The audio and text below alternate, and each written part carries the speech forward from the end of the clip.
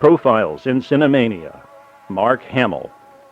Everyone's favorite typecast galactic hero turned villainous clown/Twitter superuser was born in Oakland, California in 1951. As with any military brat, Mark and his 6 siblings were dragged around the world in the wake of his father's naval deployments, meaning Mark's upbringing was wildly different from, say, an orphan raised by a couple of dirt farmers. That Hamill was able to play such a role so convincingly is a testament to both his acting skills and to George Lucas's writing. George Lucas's writing.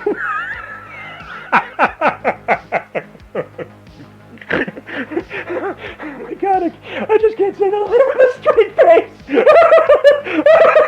Mark Hamill was drawn to drama early in life.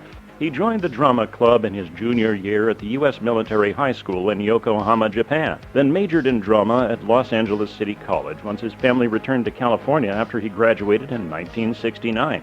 Hamill's talents led to some early successes. He landed a recurring spot on the highly popular soap opera General Hospital, as well as providing voices for Saturday morning cartoons like Scooby-Doo and Genie.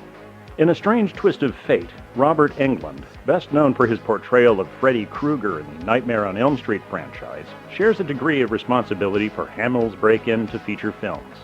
Englund was auditioning for a role on the Fox lot and realized his buddy Mark would be perfect to play the lead in this trashy, low-budget sci-fi picture that was going to go nowhere, but hey, it'd be a great leg up for the kid.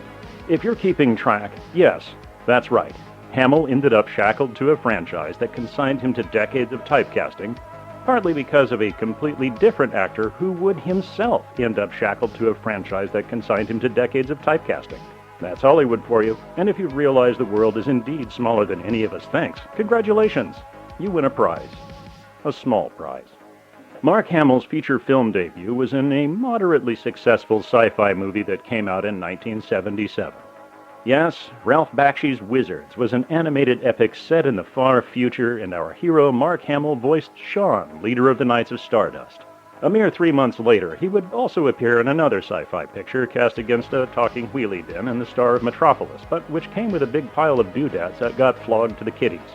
Hamill closed out the 70s by co-starring with Annie Potts in Corvette Summer, fulfilled a minor role in the war movie The Big Red One, and made appearances on both Sesame Street and The Muppet Show. Turns out there's a downside to having your face plastered all over lunchboxes and action figures, though. The success of that one film featuring Duran Duran's Dustbin and Mecha Mary Poppins meant that casting directors kept turning him down. As the rejections piled up, Hamill pivoted from screen to stage, where he distinguished himself in theater shows like The Elephant Man and Amadeus. He even went out for the role of Mozart in 1984's film adaptation of Amadeus, in part because he had absolutely killed it on stage. But once again, the casting director sent him packing because they didn't want a spacefaring special boy in the role. Leonard Nimoy could have told him a thing or two about coming to terms with an iconic alter ego, and we like to imagine that he did. As a footnote to our listeners, if you decide to write slash fiction about that matchup, keep that shit to yourself. Despite his typecasting handicap, Mark Hamill still managed to land a few film roles, mostly in other sci-fi pictures. 1991 was a decent year for him. He first played a bounty hunter in the post-apocalyptic Snore Slipstream, and then a CIA agent in the film adaptation of a manga, The Guyver. However, it was in the cramped confines of a sound booth where Mark Hamill would really break free. Voice acting afforded Hamill a freedom to explore his dark side, in a way face acting never would have. He could develop a diversity of characters without having to compete against his own good looks. Speaking of good looks, well, he did indeed get into a car accident in the late 70s that broke some bones in his face. Mark himself has stated that any rumors about disfigurement are greatly exaggerated. As we understand it, his choice to crawl into a sound booth had more to do with his career being cock-blocked by a fictional space wizard wearing his face than any real damage done to it. The success of Tim Burton's 1989 Batman reignited a public interest in the DC Comics franchise, giving birth to 1992's Batman the Animated Series. Hamill auditioned for and won the role of the iconic Batman villain, the Joker, playing opposite the late Kevin Conroy's Bruce Wayne. Hamill's performance overshadowed even Jack Nicholson's portrayal of the Clown Prince of Crime.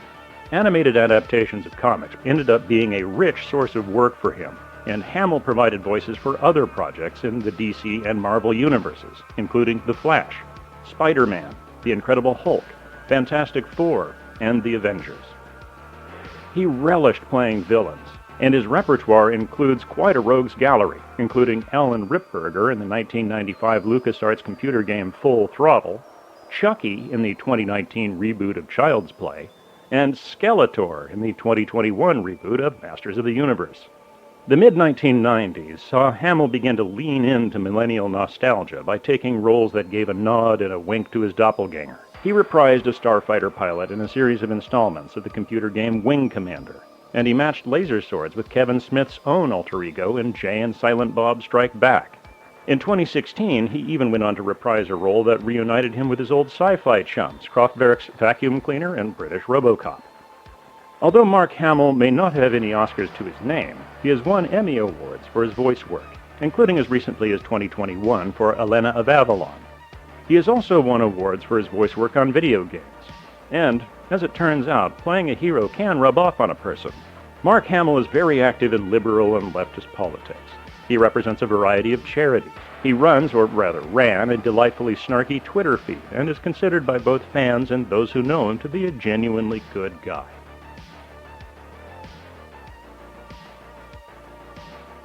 This has been another profile in Cinemania.